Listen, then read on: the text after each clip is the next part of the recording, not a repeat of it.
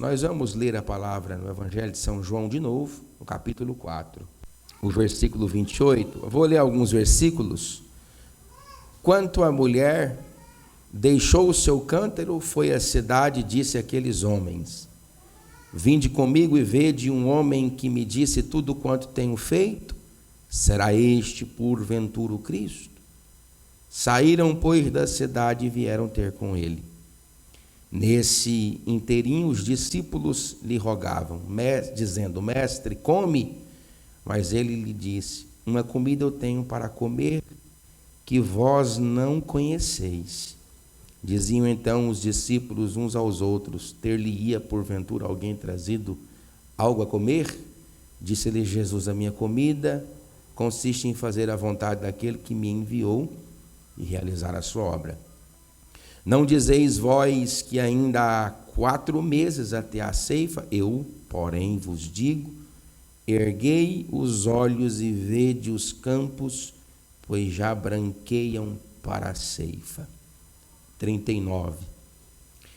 Muitos samaritanos daquela cidade creram nele em virtude do testemunho da mulher que anunciara. Ele me disse tudo quanto tenho feito. Vindo, pois, os samaritanos ter com Jesus, pediam-lhe que permanecesse com eles, e ficou ali por 2 dias. Muitos outros creram nele por causa da sua palavra.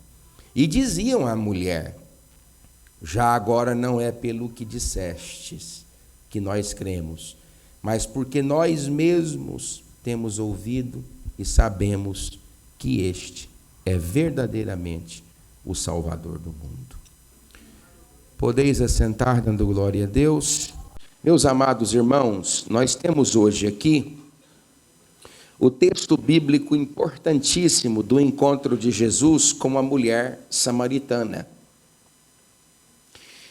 Esse encontro é um dos encontros mais importantes da Bíblia Sagrada, porque o Senhor Jesus tem a oportunidade de fazer um milagre na região de Samaria.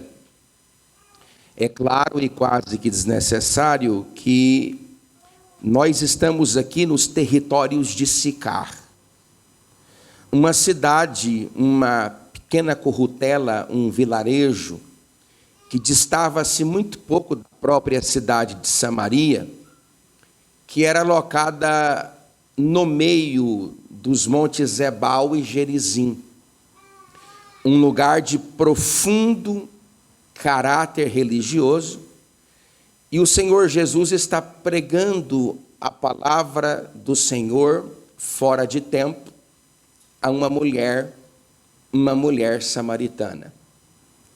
É preciso compreender que quando Jesus encontra com esta mulher, alguns pontos são levantados por ela, porque no ano 931, 32 a.C., o reino de Israel se dividiu em 2 partidos. Um partido seguiu a Jeroboão, filho de Nebate, e o outro partido permaneceu com Roboão, filho de Salomão, neto de Davi, com a expectativa de impedir as 10 tribos, o que nós compreendemos biblicamente como o Reino do Norte, de subir até Jerusalém para glorificar ao Senhor no Beit Hamikdash, no seu templo. Jeroboão confeccionou 2 bezerros de ouro. Ele colocou um bezerro de ouro na cidade de Dan e colocou outro bezerro de ouro na cidade de Betel. O que Jeroboão queria, estabelecendo essa prática idólatra dentro das comunidades de Israel, era impedir que o coração de seu povo, das 10 tribos, se voltassem à tribo de Judá, portanto, à casa de Davi.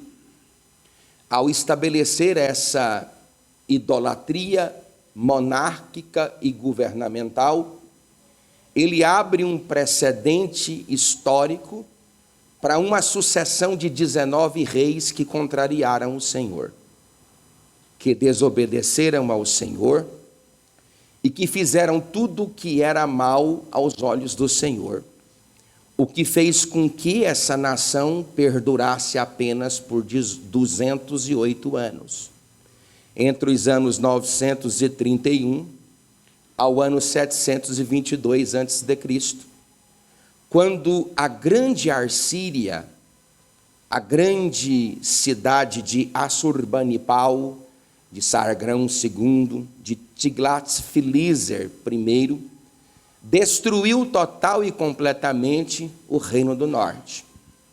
Foram massacrados todos os seus habitantes, toda a estrutura religiosa, tanto a estrutura religiosa conservada pelos mais ortodoxos do Reino do Norte, como também toda a estrutura de culto que o próprio Jeroboão, filho de Nebate, havia imposto.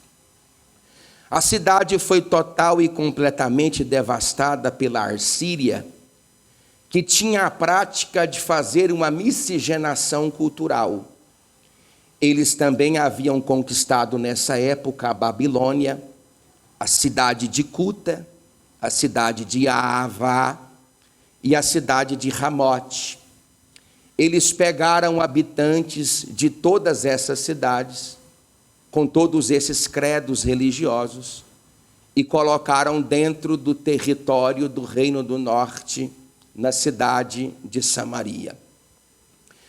Quando esta mulher encontra-se com Jesus de Nazaré, ela tem uma formação étnica adulterada, porque a sua formação estrutural e biológica era miscigenada de todas as outras etnias que pela Assíria foram conquistadas e colocadas no Reino do Norte. Logo, a raça judaica estava miscigenada, misturada, por exemplo, como os brasileiros, que possuem dentro de si um pouquinho de índio, um pouquinho de africano, um pouquinho de europeu e um pouquinho de todo gente de toda a terra. Assim ficou a comunidade de Samaria.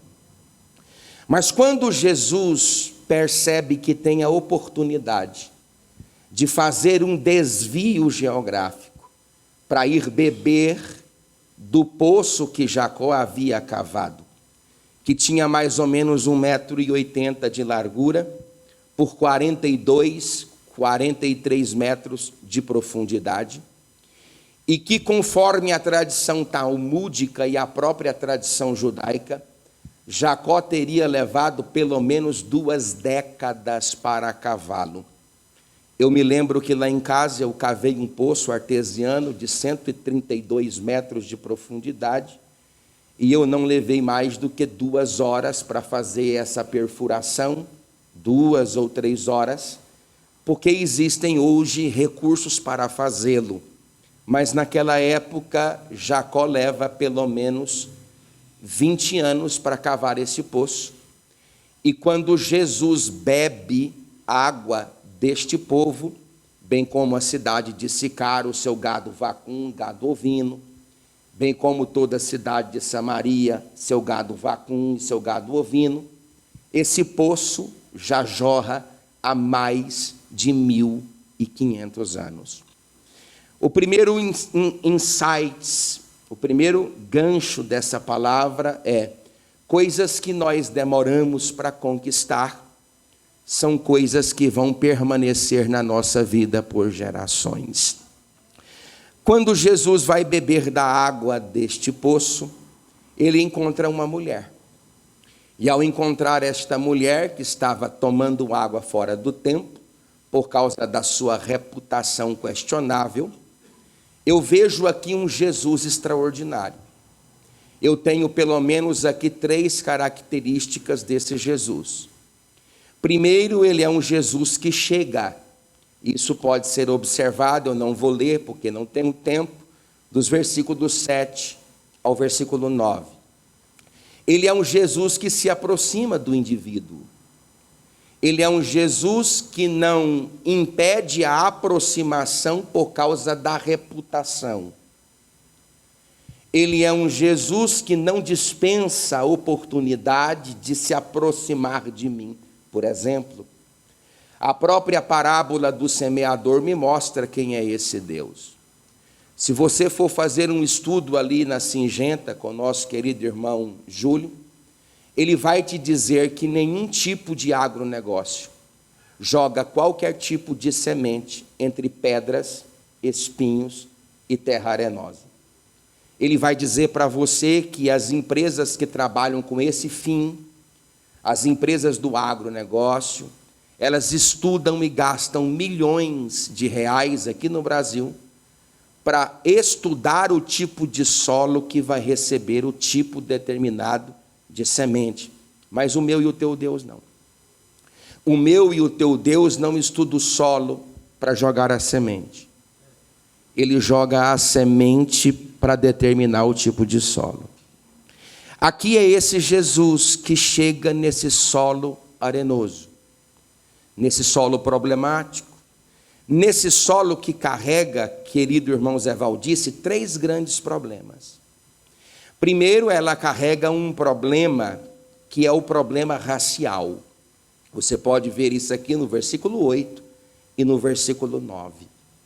Depois ela apresenta para Jesus um outro problema, que é o problema circunstancial. Ela diz para Jesus o seguinte: por que que eu te pediria água, se você que pede água para mim, porque tu não tens vasilha para pegar água? Ela apresenta uma segunda dificuldade. A terceira dificuldade que ela apresenta é uma dificuldade religiosa. Então, sempre quando Jesus se aproxima do indivíduo, preste atenção, por favor, porque essa palavra vai falar conosco. É comum, é natural do Presley apresentar as dificuldades. Ela apresentou 3. Uma dificuldade racial, eu sou samaritana, você é judeu. Uma dificuldade circunstancial, tu não tem como me dar essa água, porque tu não tem nem vasilha para pegar. E uma dificuldade religiosa, porque ela vai dizer o seguinte: em 931, Jeroboão, nosso pai, o filho de Nebate, estabeleceu um culto em Dan, outro culto em Betel, mas os nossos pais adoraram aqui. Porque a expressão que ela usa, Jesus, não é uma expressão pejorativa. Ela usa um termo no hebraico chamado Ramakon. A expressão Ramakon reflete o encontro de Jacó com Deus. E o próprio Iacove, que foi aonde Jacó cavou esse poço geograficamente, quando despertou daquela aparição teofânica, ele diz Ramakon. Ele diz: aqui é o lugar. Quando ela disse aqui é o lugar, ela está reimportando não só o Jacó que cava o poço, mas o Jacó que viu Deus aparecer naquele lugar. É por isso que ela diz Ramakon. Aí ela apresenta um terceiro problema, um problema religioso. Então fique logo com essa. Nós somos peritos em dar desculpas para não entregarmos a nossa vida para Jesus Cristo. Muitos de nós temos as nossas desculpas relativas às desculpas que essa mulher apresentou. Ela disse: você não é da minha raça, você não pode me ajudar porque você não tem o que é preciso para me dar aquilo que você me prometeu, e você também tem uma estrutura religiosa diferente da que papai tinha, da que mamãe tinha, do que meu avô tinha, meu bisavô tinha, portanto eu não vou falar contigo. Mas esse Jesus que chega, ele também é um Jesus que prega, e ele começa a pregar a palavra de Deus. Eu vou repetir. Ele começa a pregar a palavra de Deus. E não há nada, irmãos, melhor do que a pregação extraordinária da palavra de Deus. A própria Bíblia vai dizer que a palavra ela é martelo. Se ela é martelo, ela quebra. Quebra pedra? Não. Ela quebra corações petrificados. A própria Bíblia vai dizer que ela é uma espada. Se ela é uma espada, ela perfura, ela corta. Ela é pedra porque para entrar precisa quebrar. Ela é espada porque para entrar precisa cortar. E Jesus vai cortando o âmago da alma daquela mulher, anunciando a palavra.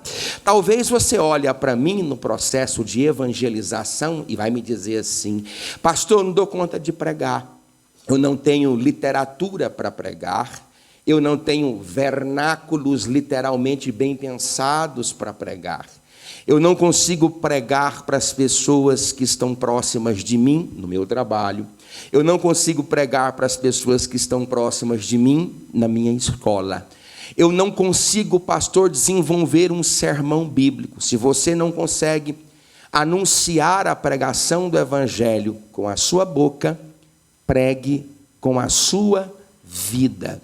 O próprio Francisco de Assis diz: em todo o tempo, de manhã, de tarde e de noite, pregue o evangelho e, se necessário for, utilize palavras. Sabe quando é que você prega sem pregar? É quando as pessoas olham para você e diz o seguinte: se fosse eu na vida dessa mulher, eu já tinha desistido. Quando ela olha para você e fala assim: se fosse eu na vida desse homem, eu já tinha largado esse casamento. Se fosse eu na vida desse doido aqui que está passando essa penúria, eu já tinha me enforcado. Aí, irmão Adley, a pessoa que está vendo o impacto da sua performance, ela está sendo impactada com a sua desenvoltura, quando você não perde a paciência, quando você se sustenta feliz, quando você se sustenta dando glória a Deus. Aí ela olha para você e fala: qual é o seu segredo? E aí você olha para aquela pessoa e fala: o segredo não é meu. Então é de quem? É dele. Eu não sei falar sobre ele porque ele é grande demais para mim.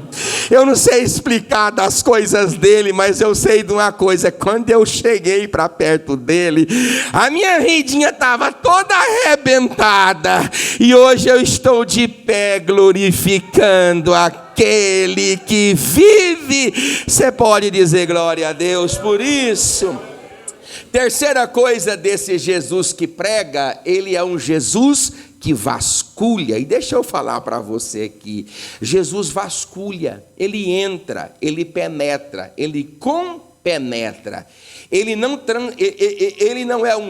é um Deus assim de transubstância, não é.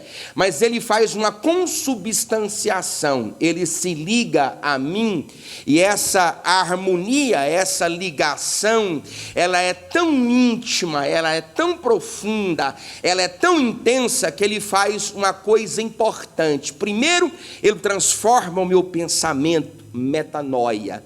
Depois ele transforma a minha vida, metamorfose.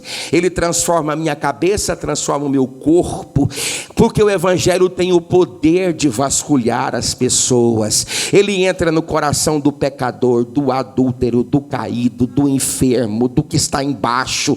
Ele faz essa obra grande, porque esta obra é de Deus. E deixa eu dizer para você: talvez tu entrastes aqui nesse grande poço de Jacó para tomar de uma água natural.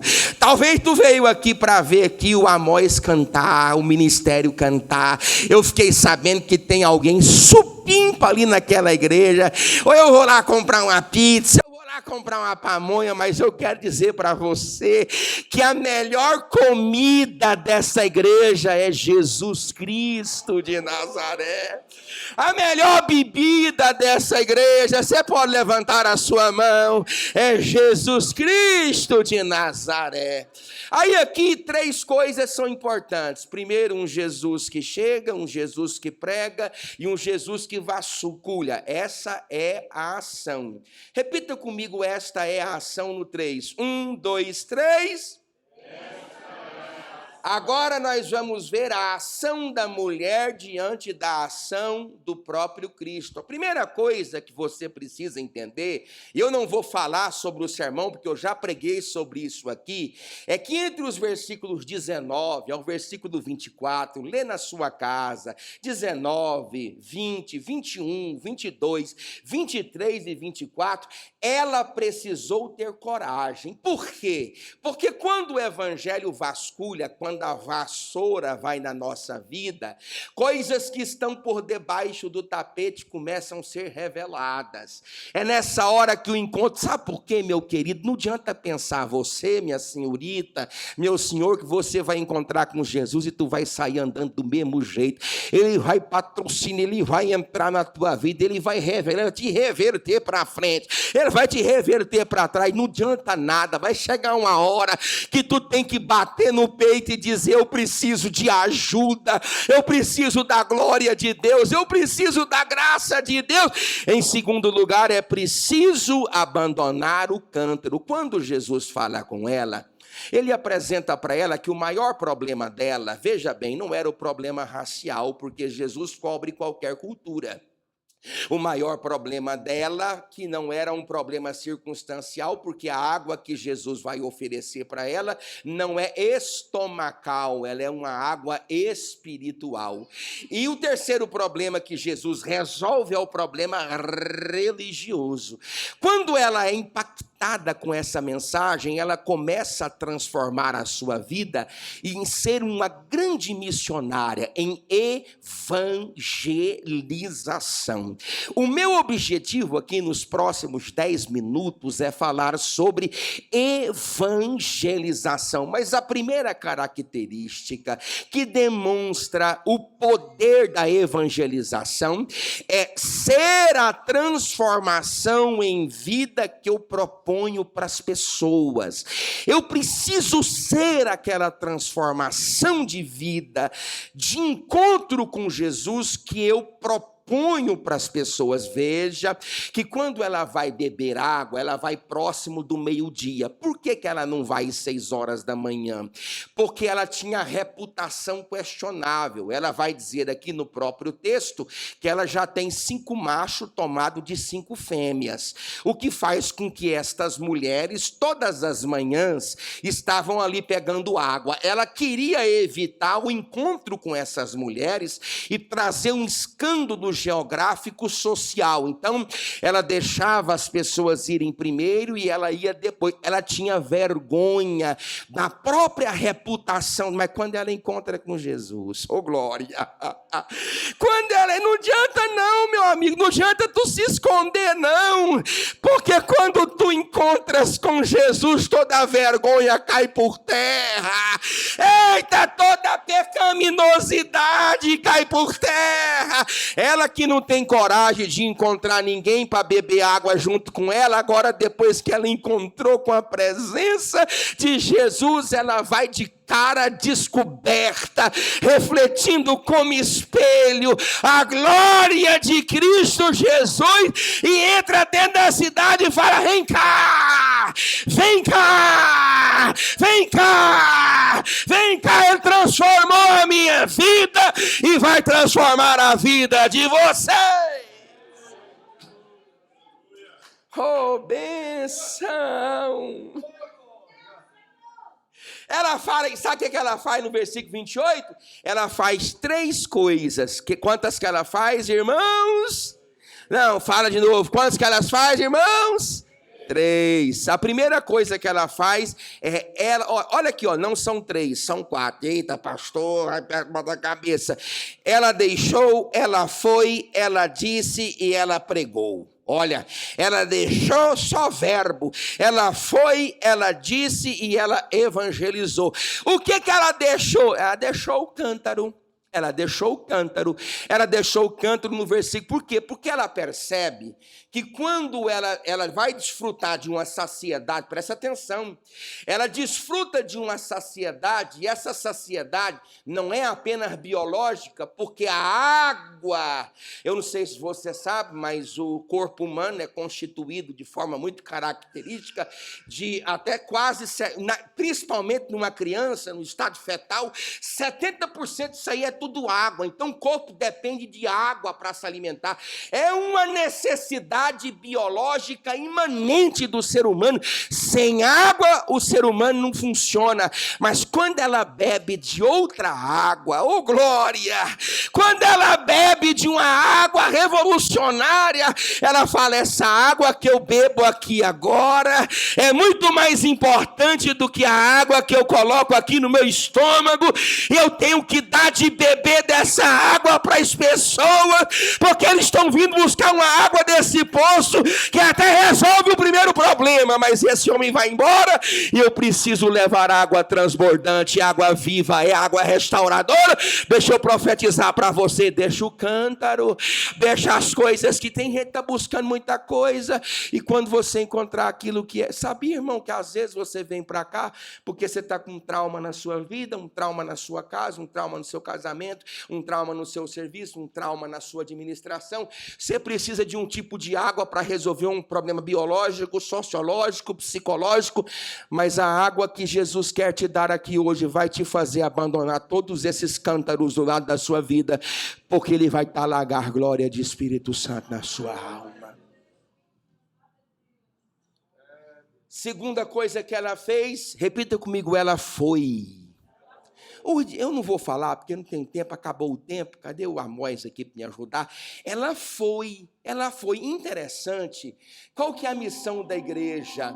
A missão da igreja é ir. A missão da igreja é ir.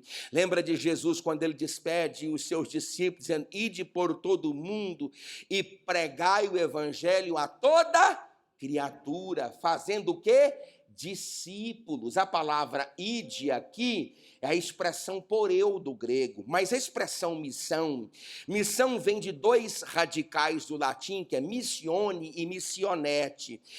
O que significa o seguinte: alguém que é enviado a cumprir um propósito, da onde também vem a palavra apóstolos, mas lá no grego isso é muito importante, porque deriva de uma expressão colere, que significa ação, responsabilidade, tarefa e compromisso. Eu vou repetir: ação, responsabilidade, tarefa e compromisso. Quando ela percebe que ela tem uma mensagem para levar para aquela cidade, ela vai abandonar toda a sua estrutura racial, toda a sua estrutura circunstancial, ela vai abandonar todos os seus conceitos religiosos, porque mais importante do que pegar água e colocar no estômago é levar desta água da vida para as pessoas que estão lá fora.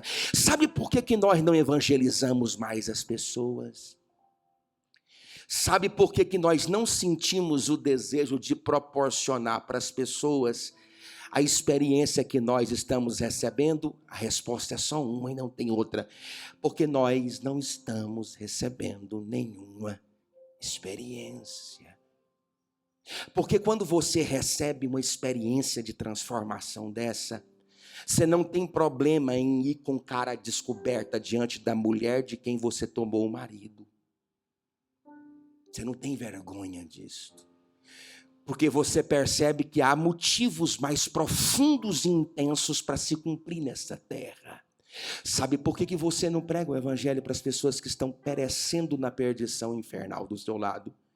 Porque as convicções que nós pregamos aqui nesse púlpito, os impactos das canções que você escuta nessa igreja são pormenores demais, são secundarizadas, secularizadas, subjetivadas na sua vida.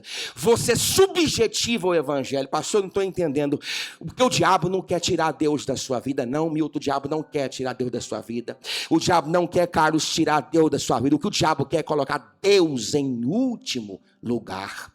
Quando Deus está em último lugar, nada desta igreja funciona para você. Nada de que se fala aqui funciona para você. Aí você não tem coragem de virar para o seu colega com os olhos lacrimejando e dizer para ele, na autoridade do poder do Espírito, você precisa beber da água que eu estou bebendo. Você não consegue fazer isso. Por quê? Porque você vem para cá para buscar cântaro, para buscar coisas e pessoas, mas Deus está aqui nesta noite para revelar a pessoa de Jesus Cristo na sua alma.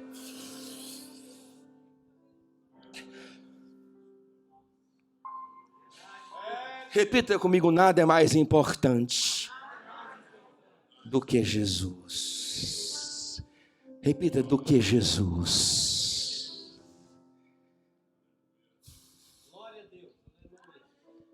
Nós desprezamos o Senhor. Nós desprezamos o Senhor. Nós desprezamos o Espírito do Senhor. Sim, desprezamos. Porque se a nossa atitude para com Deus fosse tão profunda como seria a nossa atitude se víssemos Jesus aqui, corporalmente entre nós, todos nós caíamos de joelho. Só que deixa eu dizer para você, olha para o céu agora aqui no hemisfério, olha para lá. Você consegue ver o sol, irmão? Sim ou não? Sim ou não? O fato de você não vê-lo não significa que ele não esteja lá. Eu não vou falar de anjo, que o povo gosta de ouvir de anjo. O anjo está aqui, ixi, o fogo cai. Não. Mas ele está aqui nesta noite.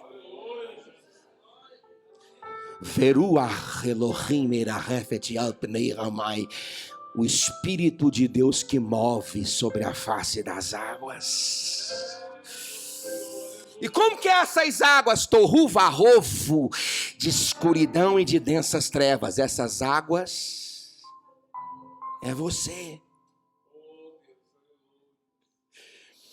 E aí quando você bebe de uma água que é viva, em um poço que é morto, aquilo que é vivo tem poder de trazer vida, aquilo que está morto, diferente do poder de você que está morto matar aquele que está vivo, porque maior é a água que desce da glória aqui nesta noite, do que a frieza do seu coração. E eu profetizo nesta noite, que nós de algum modo vamos encontrar esta presença aqui nesta casa. Repita comigo, ela deixou, ela foi e ela disse. Ela chegou lá e diz para as pessoas a experiência, olha a importância que tem de nós compartilharmos a nossa experiência. Porque a experiência, vamos agora para a filosofia, que vocês têm que aprender um pouquinho. A experiência é empírica.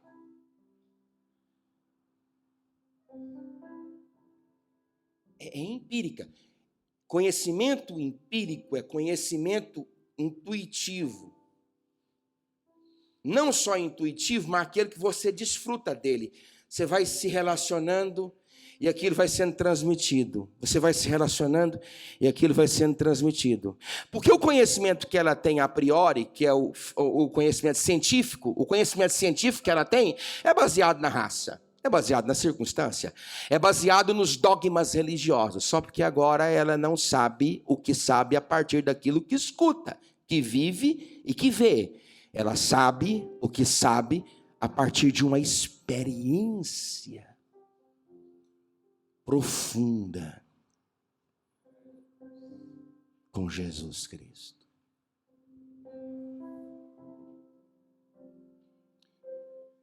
Repita comigo assim: eu quero conhecer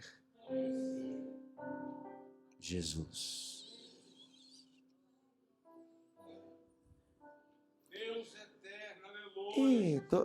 Não tem uma noite de uma semana que eu não fale para minha mulher que eu não o conheço. Eu não o conheço. Porque quando a gente conhece Ele,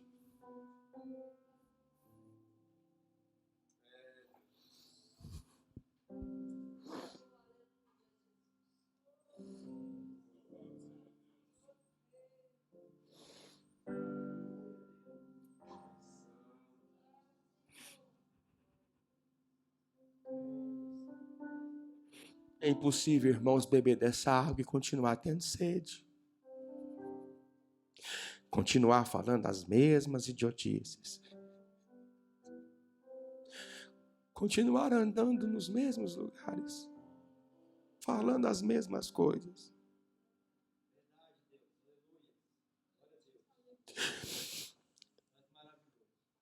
Aquela mulher nunca seria capaz de convencer nenhum único habitante daquela cidade. Se eles não percebessem que a mulher foi tocada profundamente pelo poder do Espírito Santo de Deus. Põe a mão no seu coração nesta noite, põe. Talvez a esperança para nossa congregação. Põe a mão no seu coração, talvez Deus levante gigantes missionários aqui nesta igreja. Talvez Deus nos converta de nós mesmos aqui nesta noite e nos dá uma lubrificação na nossa alma para experimentarmos uma transformação tão profunda do reino de Deus na nossa vida. Ela compartilhou a experiência delas, e quando ela compartilha aquela experiência, a própria experiência que ela compartilha é a pregação que eles precisam ouvir e nada mais. Eles começam a olhar um para o outro e dizem: onde é que está dessa água? Ele está lá, eu acho que ele ainda está lá. E aí vem, a Bíblia diz aqui no versículo número 29, que os samaritanos começaram a descer um após o outro, porque a água que ela voltou trazendo lá para Sicá era muito mais importante do que a água que Sicar ia buscar lá no poço de Jacó. E eles foram pela primeira vez beber de uma água para nunca mais voltar a ter sede, porque esse é o poder do Rei Jesus que está aqui nesta noite. Ele tem o poder de dar a beber a todos nós. Água da fonte, água transformadora.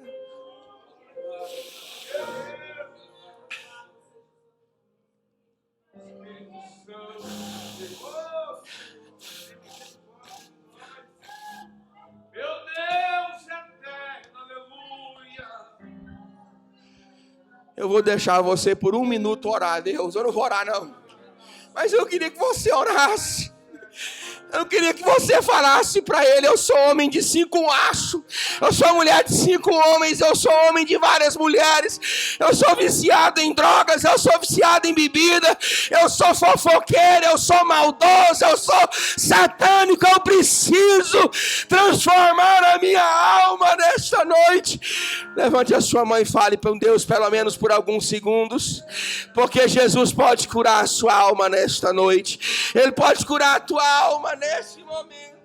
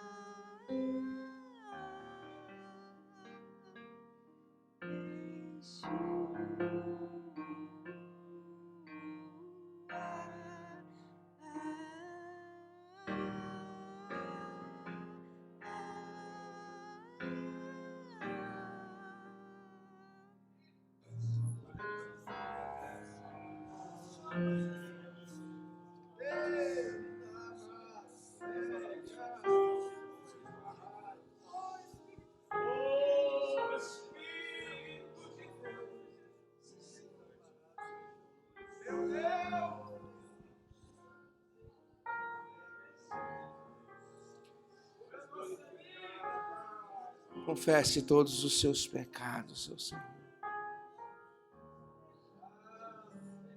Se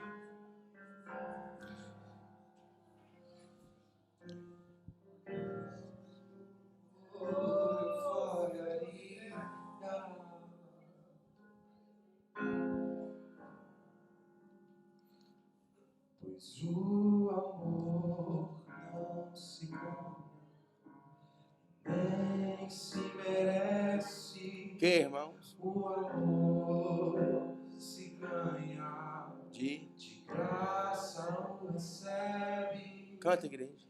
Eu quero conhecer Jesus. Canta. Eu quero conhecer Jesus. Eu quero conhecer Jesus. Ser achado em ti. Eu quero conhecer Jesus. Ser achado em ti, Senhor. Meu amado é o mais belo Meu amado é o mais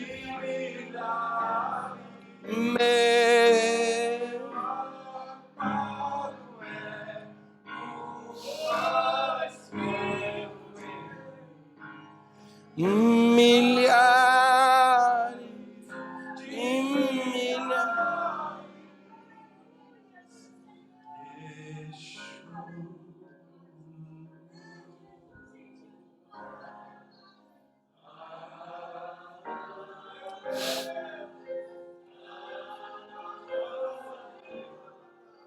Diga esse nome, igreja.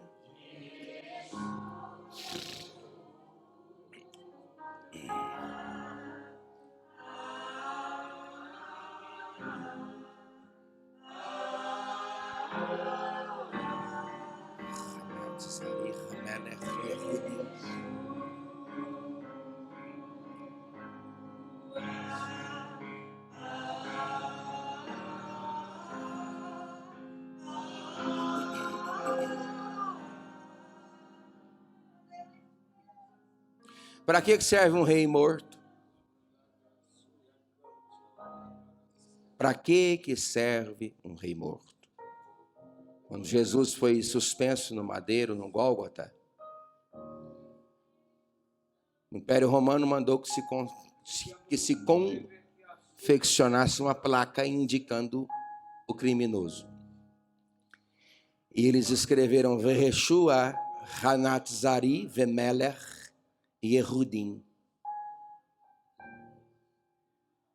Quando os homens abaixo do Gólgota, do Sinédrio, viram um nome, Vereshua, Hanatzari, Vemeler e Erudim, eles foram direto até Pilatos. E disse, arranca aquela placa.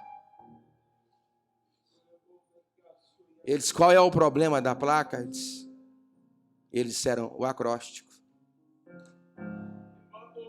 Porque o nome Vereshua, Hanatzari, Vemeler e Erudim é o acróstico da expressão Yud Rei, Vav Rei, o nome de Deus.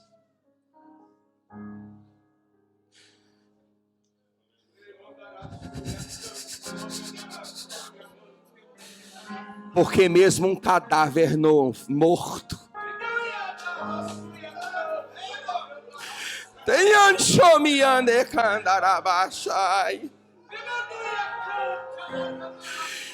esse Jesus Cristo de Nazaré está aqui nesta noite.